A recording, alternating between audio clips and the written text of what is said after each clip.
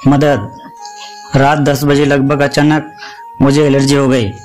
घर पर दवा नहीं थी, नहीं इस समय मेरे अलावा घर में कोई और। श्रीमती जी बच्चों के पास पड़े और हम रह गए अकेले। ड्राइवर भी अपने घर जा चुका था। बाहर हल्की बारिश की बूंदें सावन महीने के कारण बरस रही थी। दवा की दुकान ज्यादा दूर नहीं थी, पैदल भी जा सकता था, लेकिन बारिश की वजह से मैंने रिक्शा लेना उचित समझा। बगल में राम मंदिर बना हुआ था।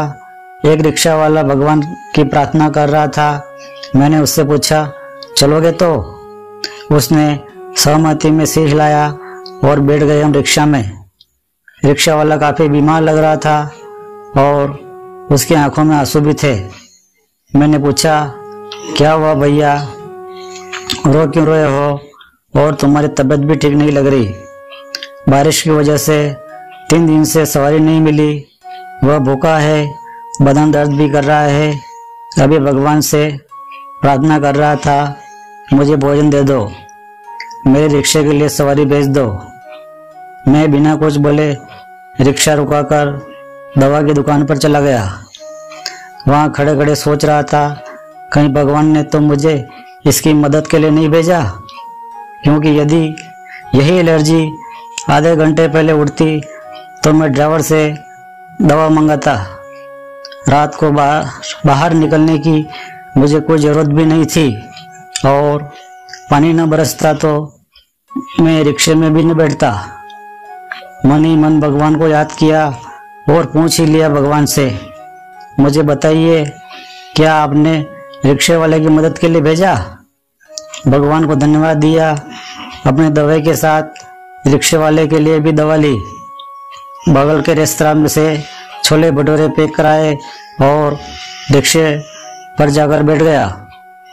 जिस मंदिर के पास से रिक्शा लिया था वहीं पहुंचने पर मैंने रिक्शा रोकने को कहा। उसके हाथ में रिक्शे के 30 रुपए दिए, गर्म छोले भटूरे का पैकेट और दवा देकर बोला, खाना खाकर यह दवा खा लेना, एक एक गोली, ये दोनों अभी और एक एक कल सुबह नाश्ते के बाद।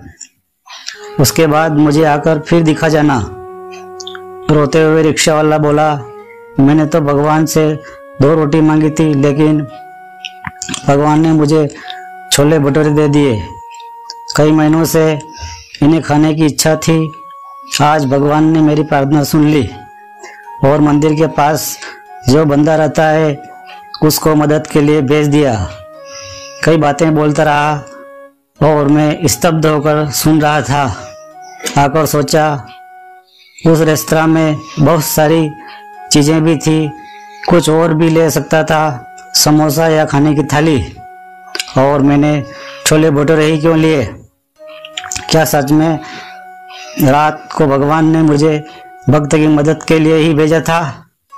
दोस्तों, जब हम किसी की मदद करने सही वक्त पर पहुंचते हैं तो इसका मतलब उस व्यक्ति की प्रार्थना भगवान ने सुन ली और अपना प्रतिनिधि बना, देवदूत बना, उसकी मदद के लिए भेज दिया। स्टोरी पढ़ने और सुनने के लिए धन्यवाद। पसंद आई हो तो लाइक, शेयर, कमेंट करें और चैनल पर नए हो तो सब्सक्राइब करें। जय श्री कृष्णा, श्री शिवाय नमस्तुम। धन्यवाद। मिलते हैं एक और नए वीडियो में, तब तक जय हिंद।